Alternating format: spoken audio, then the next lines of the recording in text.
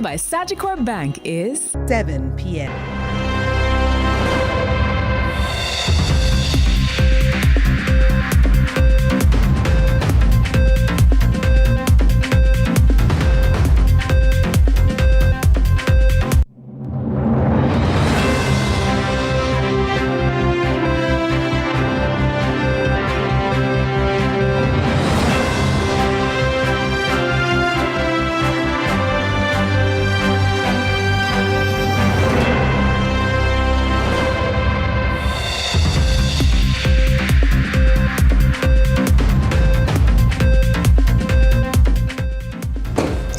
Tonight in CVM News at 7, as concerns mount over Jamaica's involvement in the TCN program, the information minister says it was the United States that initiated the agreement.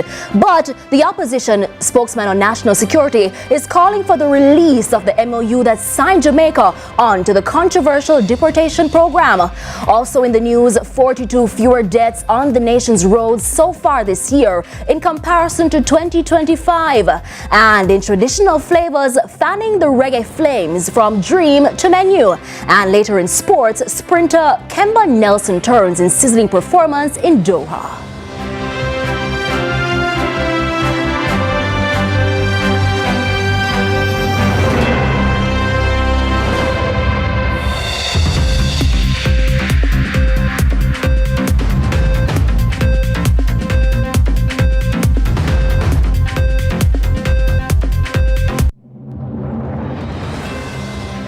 From Kingston, Jamaica, this is CVM News at 7 for this Friday, June 19, 2026.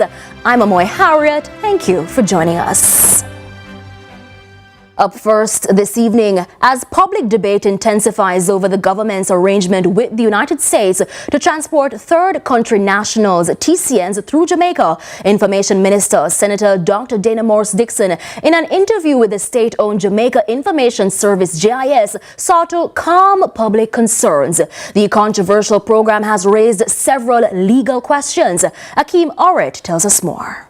Jamaica has signed a Memorandum of Understanding, MOU, that facilitates the transit of individuals transferred from the U.S. through Jamaica en route to their final destinations. But Information Minister Senator Dr. Dana Morris-Dixon says it was the United States government that initiated discussions regarding the third country nationals TCN program. The U.S. approached the government of Jamaica as it approached other countries about this third country nationals program. So we are a transit point for individuals who would have recently crossed the border into the U.S. and they're being returned home. And so we're a transit point. And it's very small numbers, as would have been in the media, 25 at any one time.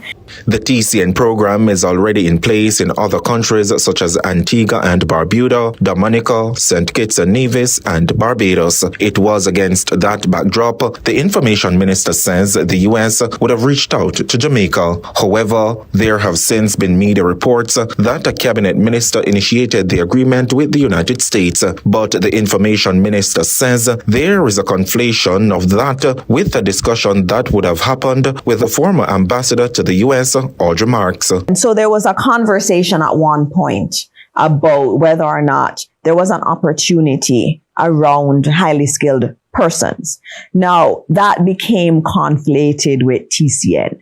And there was actually a lot of work, I'm told, that had to go into clarifying between the two countries that TCN is completely different from any kind of skilled workers program. And what would have been looked at is how can we maybe get some more skilled workers? Addressing Wednesday's post-cabinet media briefing, Deputy Prime Minister and the National Security and Peace Minister, Dr. Horace Chang, said individuals facilitated under the agreement are not being brought into Jamaica as permanent migrants. The agreed quota is for 25 individuals to be facilitated every 2 weeks for transit through Jamaica to a third territory, including their home countries. But many are asking, why Jamaica?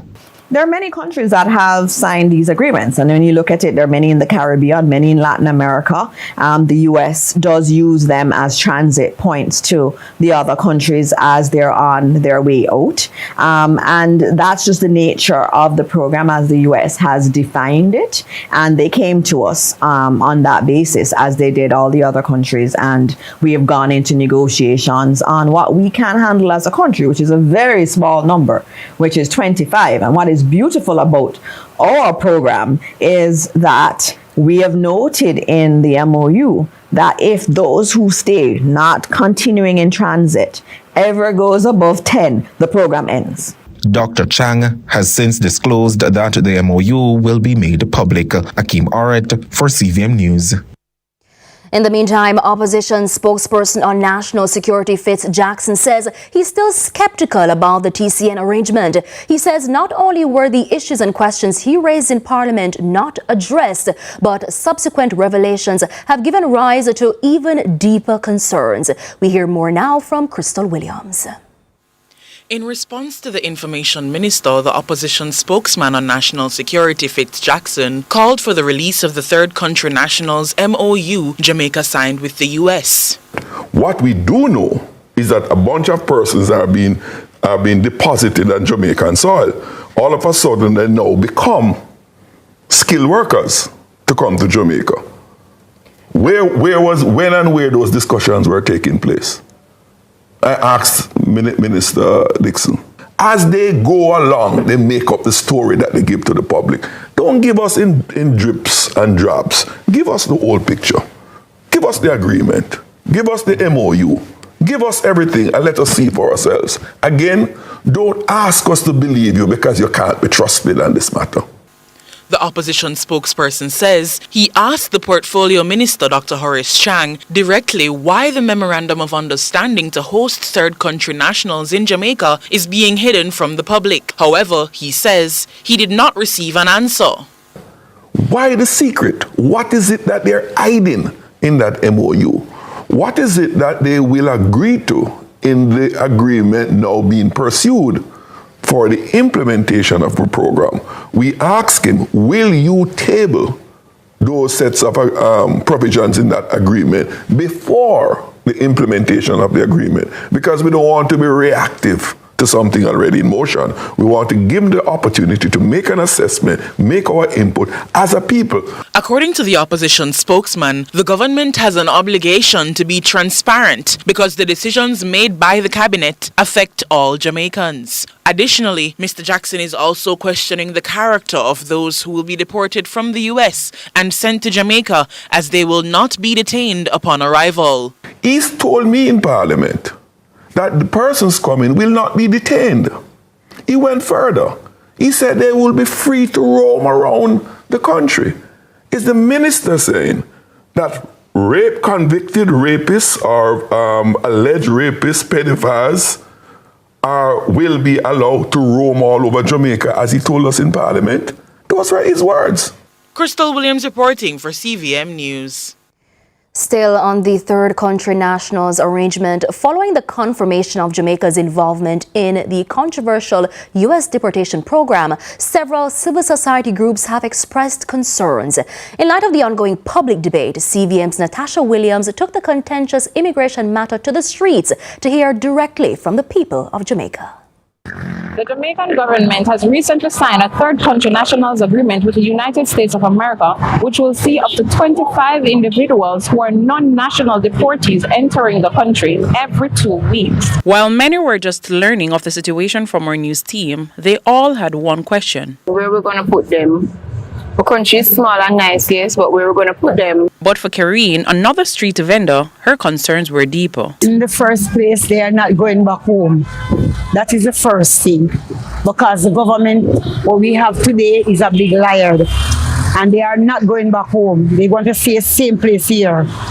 And I say that's right. That is not fair for us. We hardly can monitor ourselves. Much as taking so much. That is too much.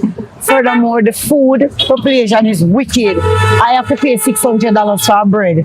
So you add them amount of people in Jamaica now, all them going to eat. With whose money? That is wicked.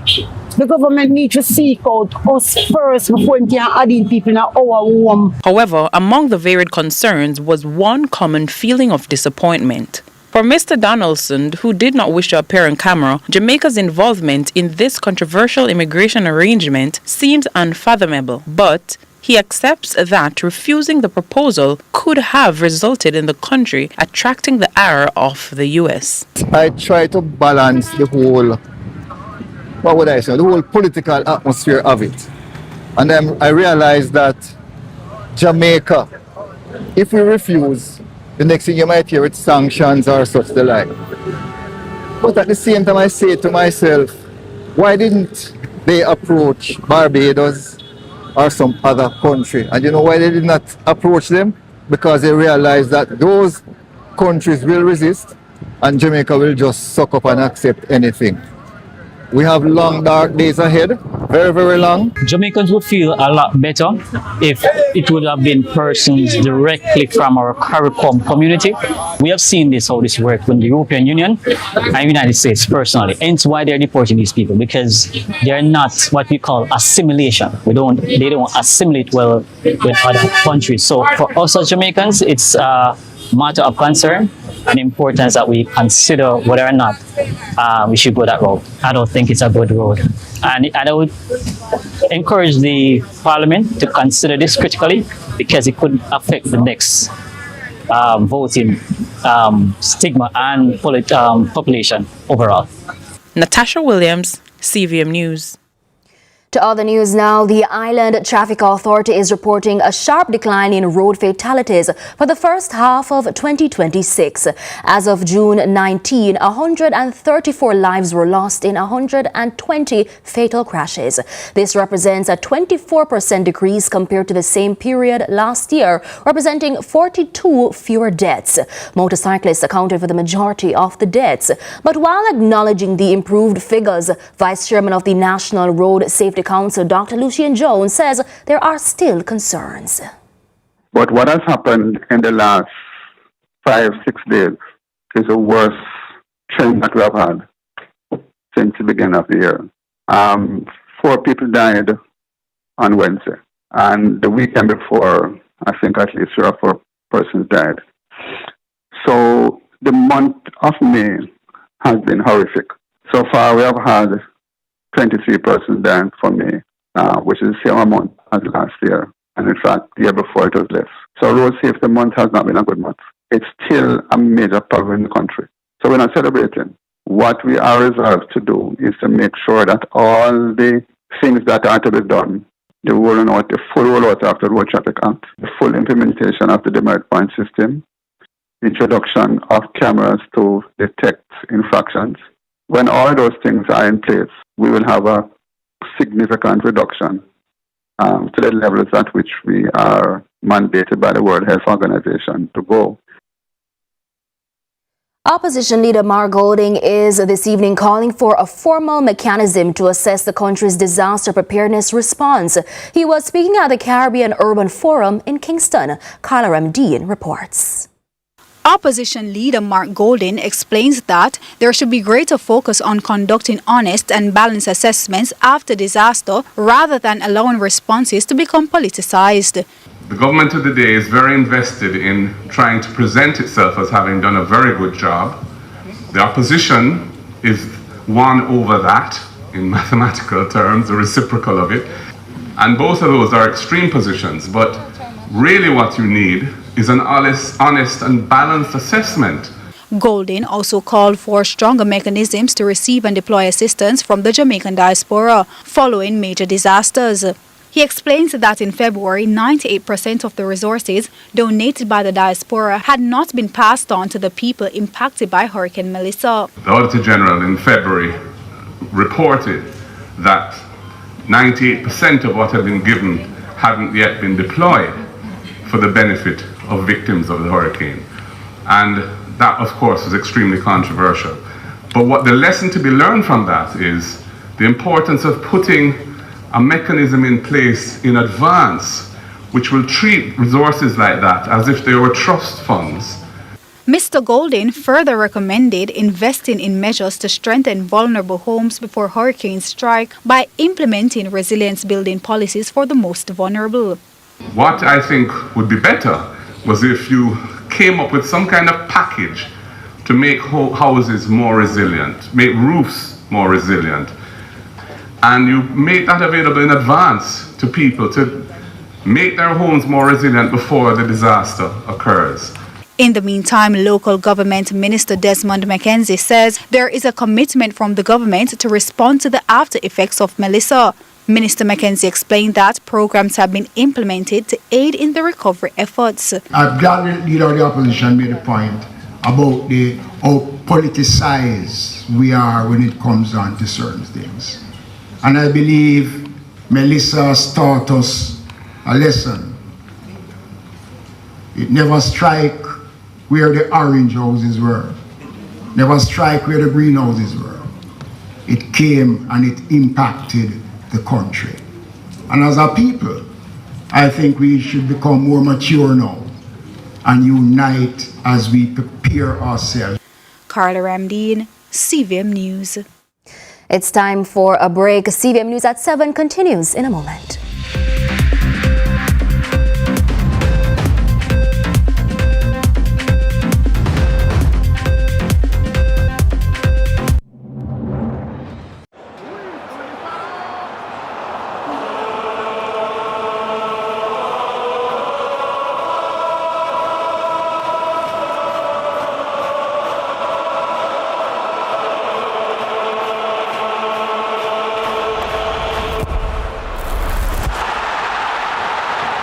For the moments that are best enjoyed with your hands, enjoy them with a KFC Big Deal or Big Bucket. KFC, it's finger-licking good. This makes no sense, people. Why waste time in the manual lane when you can just breeze through the T-tag lane? Plus, you pay a lower toll rate in the T-tag lane.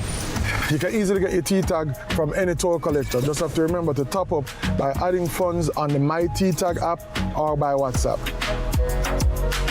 Save money and save time. If you don't have a tag, you will waste time. Yeah, your seatbelt buckle and you're driving safe. Use up your T-tag, drive and save. Drive like the winner you deserve to be with the T-tag every time.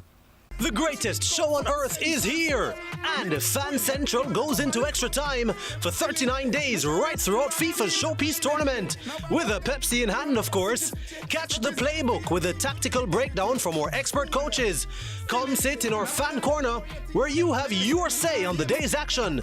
Fame or shame, who were the best or worst players of the day? And have a laugh as we share some of the best reactions on social media. After the final whistle, it's extra time. Fan Central Extra Time.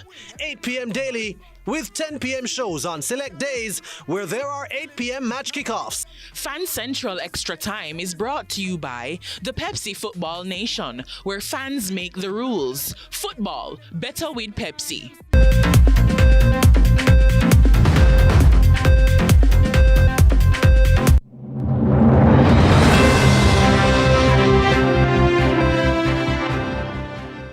Welcome back. We are continuing the news. A prosecution witness on Thursday was accused of being dishonest. The suggestion was made by defense attorney Paul Gentles in relation to the police constable's ability to identify the deceased Kevin Green from a photograph after having last seen him 9 years ago. This in the ongoing Clansman gang trial. Carla Ramdeen was in court and now reports. The witness, a police constable who was recalled to the stand, had previously testified that he responded to a crime scene on Ripon Road in St. Andrew, where he observed a man who appeared lifeless inside a white Toyota motor car. He also told the court that he briefly spoke with another man who appeared injured and had blood coming from his left shoulder. According to his earlier evidence, he removed the man from the vehicle and transported him to the Kingston Public Hospital, where he was pronounced dead. During Thursday's proceedings, the witness was recalled to the stand and shown a photograph of a man lying in a white body bag. After viewing the image, he told the court that it resembled Kevin Green and stated that it was the same person he had removed from the white Toyota. On the cross-examination, defense attorney Denise Hinson challenged the police constable's ability to identify the individual after 9 years. Hinson asked the witness if he would agree that there's nothing uniquely distinguishing about the person he identified as the deceased Kevin Green. The witness told the court that if he sees a photograph from a scene, he can identify it.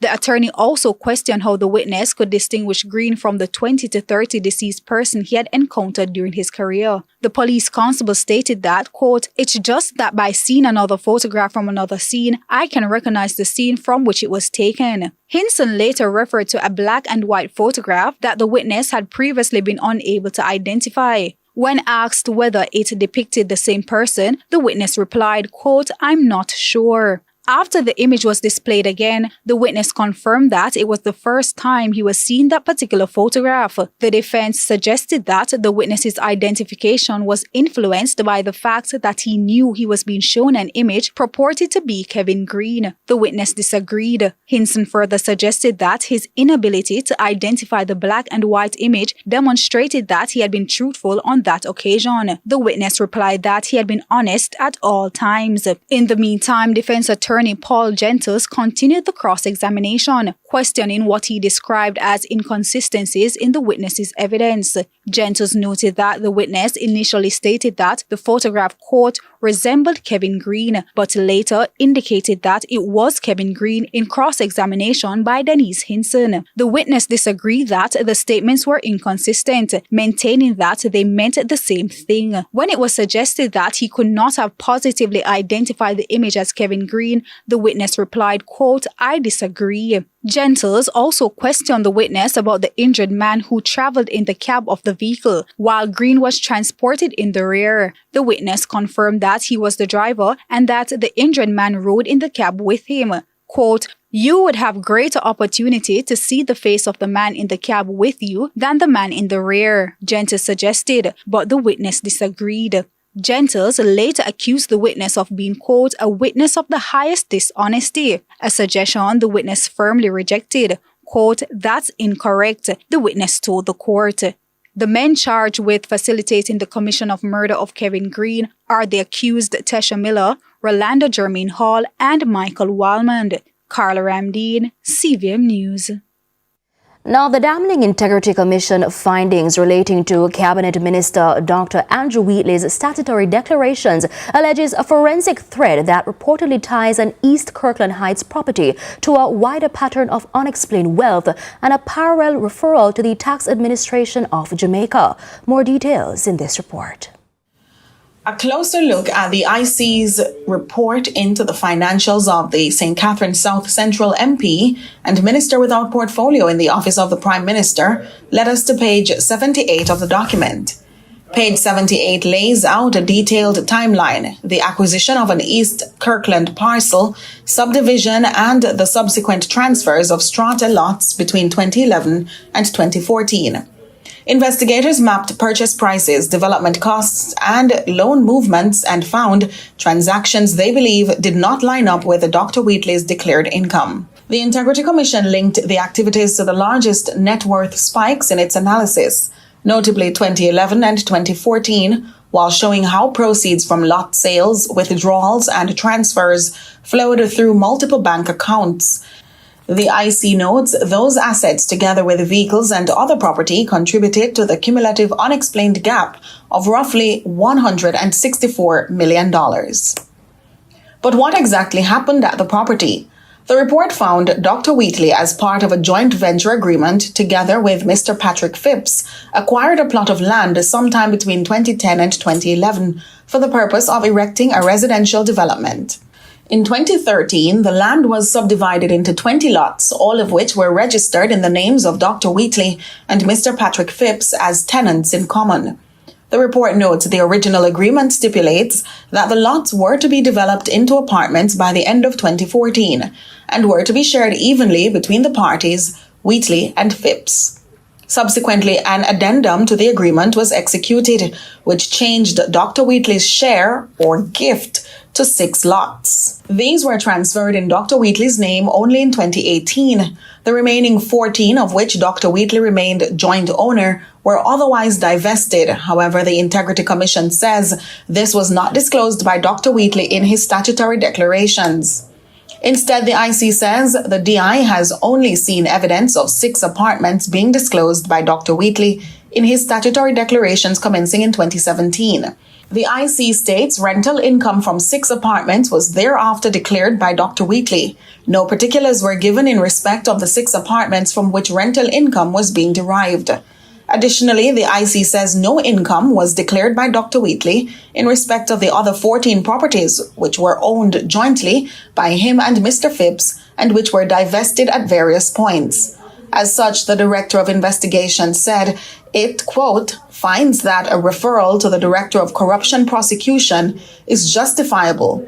Separately, the report identifies tax compliance concerns tied to a medical entity associated with Dr. Wheatley and recommends referral to the Tax Administration Jamaica.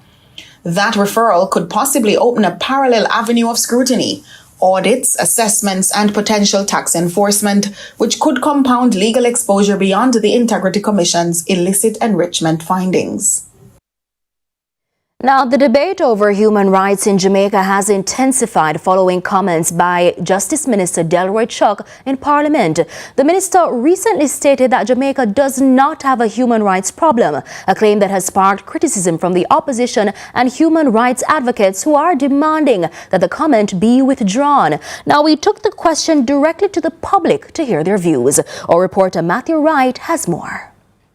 During his contribution to sectoral debate, Justice Minister Delroy Chuck courted the controversy by stating that Jamaica does not have a human rights problem. So we decided to hit the streets to hear firsthand from citizens about their perspective on the state of human rights in the country. Among them was a man who identified himself as Minister Golding. He disagreed with the Justice Minister's statement as he believes Jamaica still has work to do. I don't agree with that statement because there is some areas that we are in need of working on, and there are some problems that we know are contradicted to various ways and purposes. But that statement needs to be critically overviewed. Even if it didn't mean what we think he's saying, clarify what he's saying. Because here in Jamaica, we have a lot of work to be done. Meanwhile, a vendor in the halfway tree area, who identified herself as Kareen, argued that the human rights of the haves is treated differently than that of the have-nots. We don't have any rights here, no time at all. The right is for society people. Because right now, if something to be happening and you to talk, either a police, a lawyer, whatever, we're not getting any right. We're not getting any satisfaction. It don't go for us. It go for the higher class. Sharing a similar view, another individual who requested anonymity said Jamaica is facing a serious human rights crisis, particularly as it relates to the treatment of the less fortunate citizens. No, we have a serious human rights problem. We do.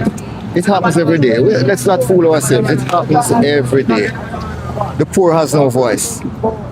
The poor has no voice. It's unfortunate, but that's where we are as a country. And sad part of it is that we seem to be accepting these things. Matthew Wright, CVM News. It's time now for a break, but stay with us. More when we come back.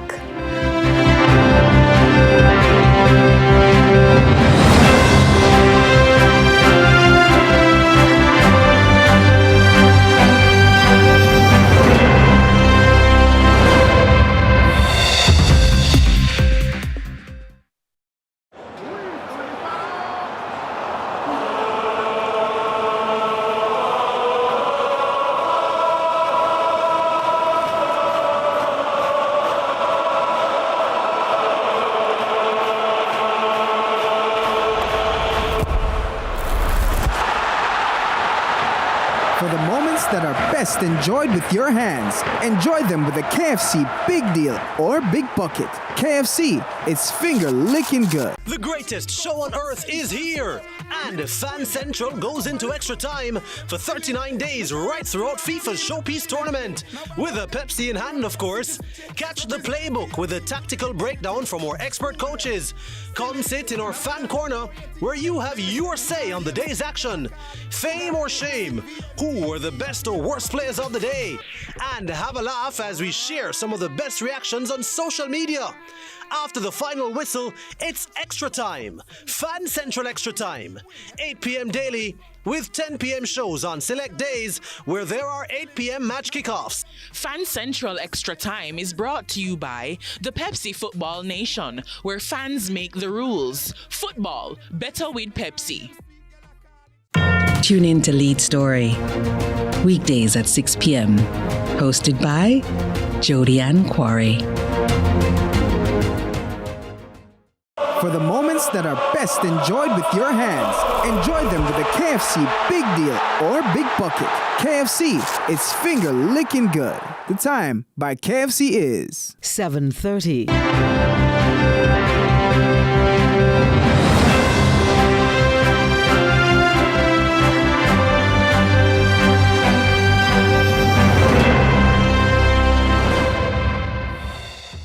Welcome back. We are continuing the news. The countdown is on for the 72nd staging of the Denbigh Agricultural, Industrial and Food Show that was launched on Thursday. Organizers say this year's event will not only showcase the best of Jamaican agriculture, but also celebrate the resilience of the sector following the impact of Hurricane Melissa. This year's theme is Growing Forward, Cultivating a Path to a Better Jamaica. Akeem Orit tells us more. The official launch of the 72nd Denbigh Agricultural, Industrial and Food Show has set the stage for what organizers are calling another landmark staging of the Caribbean's largest agricultural exhibition. This year's staging of the showpiece event will be between July 31 and August 2. Chief Executive Officer of the Jamaica Agricultural Society, Darren Grant, hailed the loyalty of patrons and exhibitors who have supported the event for decades. He noted that despite the challenges brought on by Hurricane Melissa, Denbigh remained the only major agricultural show to proceed with support from the Agriculture Ministry and other stakeholders. The Denbigh Agriculture and Food Show is the largest agricultural food and agricultural show in the English-speaking Caribbean. Year over year, we attract thousands of farmers and patrons, amounting to over 60,000 in some cases. While reflecting on last year's staging, Mr. Grant underscored the significance of keeping the event alive during a period of recovery. He says the show provides a critical platform for farmers affected by Hurricane Melissa and demonstrates the sector's determination to rebuild. So last year, we gave away 600 tickets to our farmers. These are season passes for the farmers to come to Denbigh. And this year, with the support of our minister and our permanent secretary, we are able to do 1,000 farmers this year. In addition to that, the minister and the permanent secretary have said to us, we should make every effort to ensure that those farmers from the most affected areas get a chance to see the blueprint. So we will be subsidizing and providing transportation for those farmers in areas that was mostly affected by Hurricane Melissa. In the meantime, Agriculture and Fisheries Minister Floyd Green described Denbigh as more than just an agricultural showcase. He says the event represents the spirit, culture, and resilience of Jamaican people, particularly the nation's farmers and fishers who continue to overcome adversity. At first, when I just came to the ministry, I used to dread going to tour after a weather event. Because when you see the damage, when you see the loss, when you see the destruction, but I don't look forward to it now, but I approach it differently. Because every time I go out there, the farmers, the spirit of the farmers is so encouraging that it gives you the drive to work even harder. And again, Hurricane Melissa showed that. Akeem Aret, CVM News. An officer and a gentleman. That's how members of the judiciary are describing the late Justice Ian Forte as they gathered for a special sitting in his honor on Friday, paying tribute to the former Court of Appeal President's decades of service and contribution to Jamaica's legal system. But beyond his titles, his wife, former Legal and Constitutional Affairs Minister and Member of Parliament Marlene Malahoo Forte, reflected on the man outside the courtroom. Mr. Justice Forte served Jamaica with integrity and intellectual rigor. A visibly sorrowful Marlene Malahoo Forte listening quietly as members of the judiciary paid tribute to her late husband at a special sitting on Friday. The Honorable Justice Ian Xavier Forte died earlier this month at the age of 89. Holding back emotions, the former Legal and Constitutional Affairs Minister and Member of Parliament spoke of the man behind the robe. There is a Jamaican saying, "See me and come live with me" are two different things. But for Ian, seeing him and living with him were the same thing. I thank God that I had the privilege of sharing a small part of his life, just over a quarter of a century.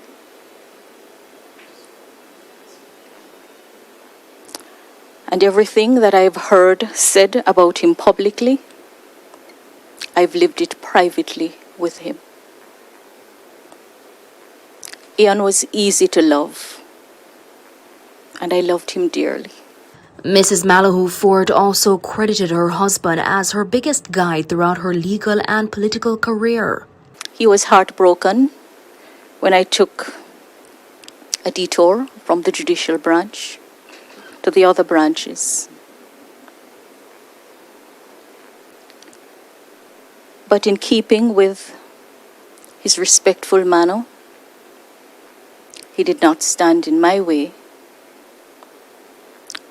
but sought to provide all the support that he could. Now, Justice Forte became a respected figure in Jamaica's jurisprudence, serving at some of the highest levels of the legal system over several decades. He served as Jamaica's Director of Public Prosecutions from 1977 to 1988 before joining the Court of Appeal, where he served from 1988 to 1999. He later became President of the Court of Appeal, from which he retired in 2005. His judicial service also extended across the region. He served as a judge in the Cayman Islands Court of Appeal between 2004 and 2011 and was appointed to the Turks and Caicos Islands Court of Appeal in 2014. Now, several of the judiciary's most senior figures were also in attendance Friday, reflecting on Justice Forte's legacy. I wish to recognize Mr. Justice Forte as a distinguished jurist whose wisdom, fairness, and dedication to justice enriched our legal system. I recall that fateful day when Justice Forte telephoned me and asked whether I had ever considered a judicial career. It was a simple question asked in the understated and courteous manner that was characteristic of him. At that time, neither he nor I could have known where that conversation would ultimately lead. But I have often reflected on the significance of the moment. It was a privilege to have worked with, to have worked before what was a legal giant, an officer and a gentleman, and certainly I will always revere him. Details surrounding Justice Forte's death are unknown. However, it is believed that he was ailing for some time. And it's time now for a look at what's happening around the world.